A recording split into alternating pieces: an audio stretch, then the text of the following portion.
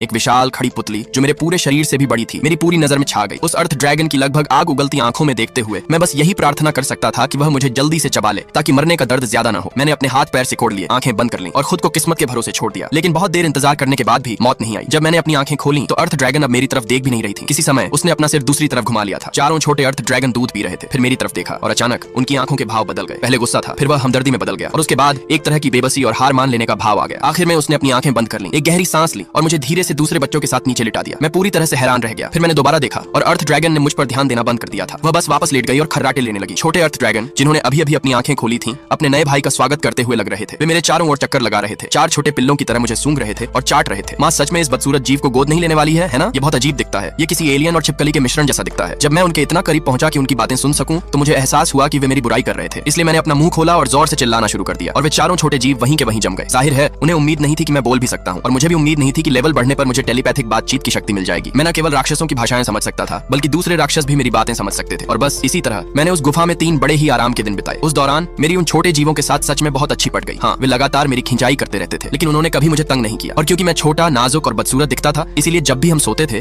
वे चारों छोटे जीव मेरे चारों ओर सिमटकर सो जाते थे। अगर कुछ भी होता तो वे तुरंत बीच में कूद पड़ते और मेरी रक्षा करते। वे हमेशा ऐसी बातें कहते रहते थे, पीछे हट जा, नौसिखिए, कोई आवाज मत करना, हमारे काम में रुकावट मत डाल। लेकिन सच तो यह था कि अपने ही तरीके से वे एक बाहरी व्यक्ति यानी मेरी की सच्ची प्यार से रक्षा कर रहे थे। हालांकि मैंने चुपके से उन चारों के आंकड़े, स्टैट्स देखे थे और पाया था कि वे मुझसे कहीं ज्यादा कमजोर थे। फिर भी मैंने कभी इस बात का जिक्र नहीं किया। मैंने बस इस बात को अनकहा ही रहने दिया। एक दुर्लभ सुपर मॉन्स्टर होने के नाते मेरा लेवल उन सबसे कहीं ज्यादा तेजी से बढ़ा। उन कुछ दिनों में मैं सीधे लेवल 9 तक पहुंच गया, जबकि मेरे 4 अर्थ ड्रैगन भाई अभी भी सिर्फ लेवल 4 पर ही थे। उनके साथ वह समय बिताने के बाद सच कहूं तो मैं इस अर्थ ड्रैगन परिवार को ही अपना असली परिवार मानने लगा था। कम से कम वे मेरे असली ड्रैगन माता पिता से तो 1000 गुना बेहतर ही थे। बस एक ही अफसोस था, इतने समय तक रहने के बावजूद मुझे उस अर्थ ड्रैगन माँ से कभी बात करने का मौका ही नहीं मिला। यहाँ तक कि जब मैंने पहले उनसे बात करने की कोशिश की तब भी ज्यादा से ज्यादा उन्होंने बस मेरी तरफ एक नजर डाल दी। उन्होंने कभी भी इस बाहरी व्यक्ति को पूरी तरह से स्वीकार नहीं किया। मुझे लगा कि जिंदगी बस इसी तरह चलती रहेगी। लेकिन अगली सुबह लेवल 35 के एक कोडो बीस्ट की एक उप प्रजाति ने उस शांति को भंग कर दिया।